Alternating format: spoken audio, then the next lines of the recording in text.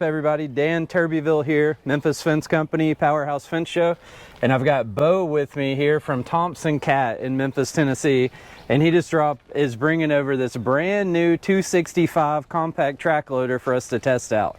So Bo, what can you tell us about this machine? What's new? What's going on here? So this 265 machine is replacing the 279-89 size machine. It's got the new all cat C2.8 engine in it. It's 74 horsepower. The biggest change is going to be the lift height at 11 feet, so that's 132 inches, as well as this coupler system right here has been completely redesigned, so the pins no longer go outward, they go straight up and down. The interior has been reworked as well. You have one safety bar over there on the left side, and the joysticks have been replaced as well. Air ride suspension button is now on this left side of the cab, and your heated seat is over there on this right side of the cab. And then all of your bucket controls are on this pillar right here on the right side of the cab. So the coupler down here, you said the pins now go straight up and down? I'll show you. You want me to crank it up and show you? Just a double tap and hold on this column right here. The pins are released. You can then back away from the bucket, come up to the bucket. It's locked on. Yeah, that's nice. So you don't have to worry about breaking any levers or anything like that. The lift height, and that's to the pin down here, right? Yes, correct. And what's the rated operating capacity? So the rated operating capacity has now gone up. It's about 4,000 pounds, 4,300 pounds on this size class. What's the tipping load, do you know? 8,000 pounds.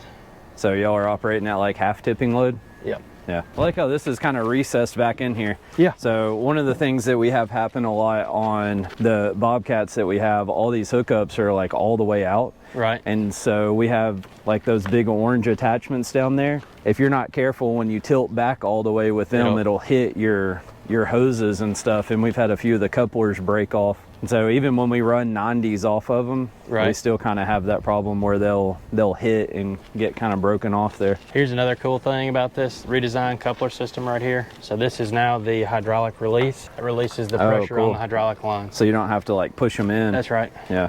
Yeah, that's neat. They've added some tie downs on the side rails right here. So you got two tie downs on the side, which allows you to tie You'll down find those every once in a while when they're not covered up with mud. That's right. Do you have something to cover those hydraulic lines down in there? We've got a drive line kit. It covers the bottom kit on there. It's called a drive line bottom kit. There's also a kit that goes on the top. It's called as a drive line top, and I can put that on there if y'all needed it. So the bottom is covering the bottom side of the lines? Yes. Oh yeah. So it's like a skid plate underneath the lines. There. Yeah. Just protects the bottom side. I'm gonna show you this engine. So this engine's been redesigned. Feel how sturdy this is. We might have to have a key. It's pretty sturdy when it's locked, man. That's right. Keeps everybody out. So this is the new Cat C2.8 engine. And it's turned the right way. That's right. That's cool. Oh, that's nice. So battery disconnect? Battery disconnect switch has been redesigned. The engine itself has been lowered, so you're a little bit more stable. If you wanted counterweights, they now go up underneath the right and the left side, outside instead of on the sides. Feel this door. This is what I really wanted to show you, how sturdy it is. Yeah. There's 3 new pieces, so if you were to back into something, you can replace just this, and just this. So when we back into something. That's right. Yeah. If you want to jump in there, I can kind of walk you through some of the basic controls. The biggest change is that back window back there has now been, it's a little bit larger than the D series, as well as you have 1.5 inches more per side, left to right, as in 3 inches front to back. So you grab that yellow lever right there, that'll slide the joystick forward. Here, just pull it. Okay. You get those adjusted to where you want. So if you kind of grab this at the same time, it lets it move. That's right. Okay. Yeah, because it's a little tight there on my mid-drift. Yeah. That moves the seat front to back. Okay. And then if you wanted to tilt the seat, the back, if you want to tilt the back seat, there's a lever down there on your left side. You can reach down there and show you that. Pull up on it, and that'll tilt the seat forward and back so you can get comfortable. Lots of adjustments. And it's air ride? Air ride, so that is controlled over here. This toggle? And then the heated seat is over there. Fancy pants stuff, man. This does not have the backup camera on it? It does. It does? All our machines come standard with a all backup of them camera. come. Oh, I see. There's a button right there for it. That's right. That's cool. Can you adjust the sensitivity of the joysticks? You can.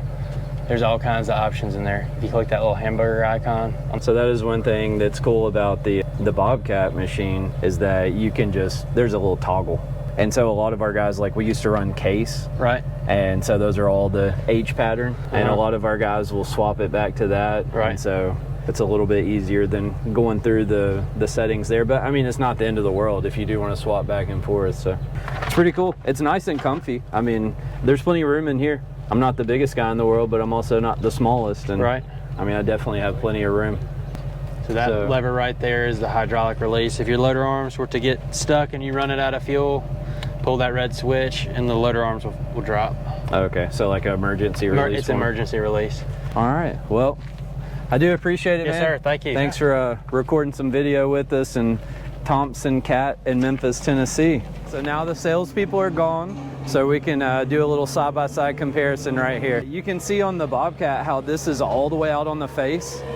And so, like I said, with certain attachments, specifically the fence hog, you'll hit these couplers if you're not really careful about what you're doing. The other thing I noticed was the hose stays over here. If you look, and you might have covered this, but on this machine you have this little area that protects your hydraulic lines. Yeah, on this side, nothing. They're just free floating. So if by some chance they were get impinged in behind the hydraulic cylinder, then there goes a hydraulic line. So definitely Bobcat does make like a little hoop that will pin on to this little nub over there. Okay. But I mean, you gotta like feed it on to the hydraulic lines and have one for every attachment and all that.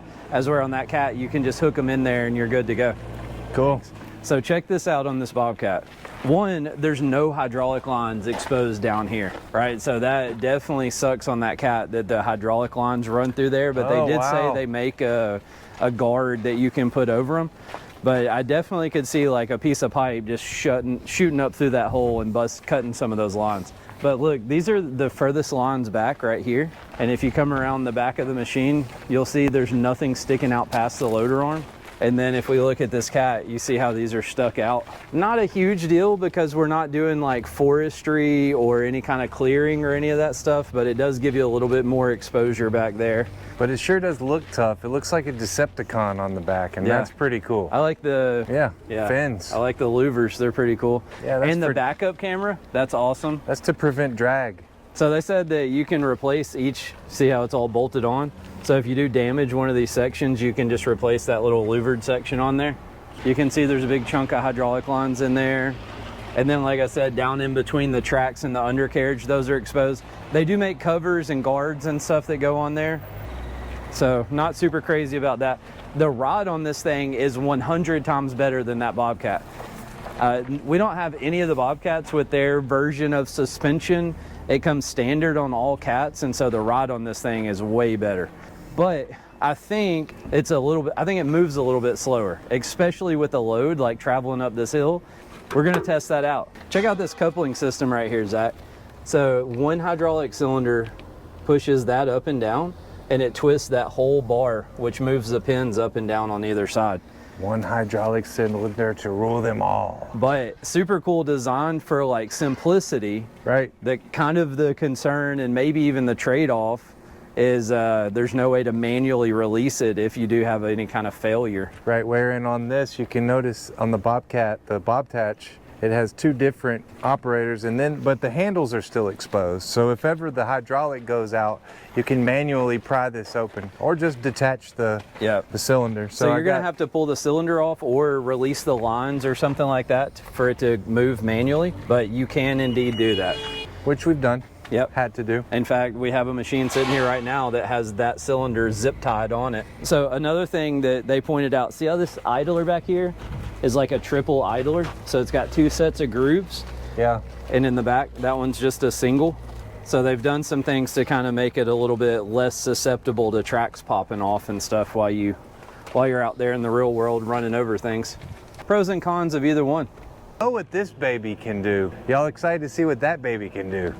So we're gonna try to put it through its paces a little bit. We'll let you hop in the Bobcat, run down, get a scoop, bring it back, and then I'll hop in here and do the same thing. And so we'll start right here and see what happens. All right, let's do it. I'm ready.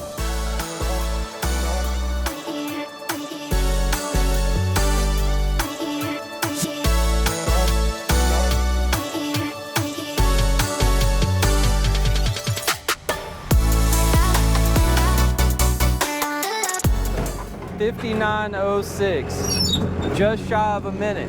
So when the machine starts moving until I cross like where the bucket Sure. is, right? Let me make you a line. There we go. This thing, so what do we wind up with total? Oh yeah, I got beat by like 9 seconds. Yeah, you it's were enough. 59. Yeah, for sure. So it's not really a fair comparison either, because that's like a 95 horsepower machine, and this is 74. So you got 20 horsepower on me and beat me by 9 seconds. 20 horsepower and, you know, a couple 100 pounds less of load. I don't know if it's that much. Cool. Good job, man. Yep, That thanks. was fun.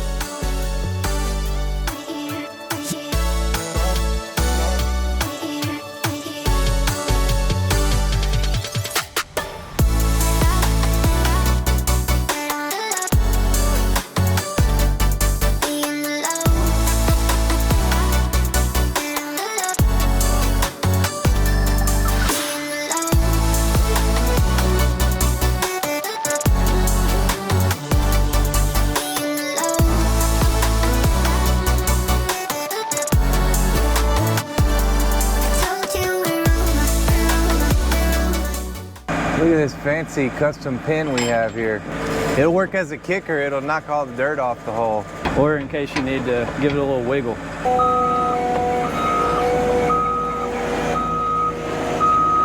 I think he's trying to be conservative, which is unusual. Odd.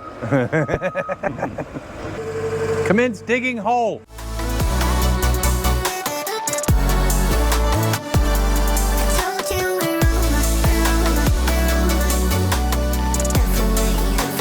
Cool, it dug a hole. It did dig a hole very nicely, by the way.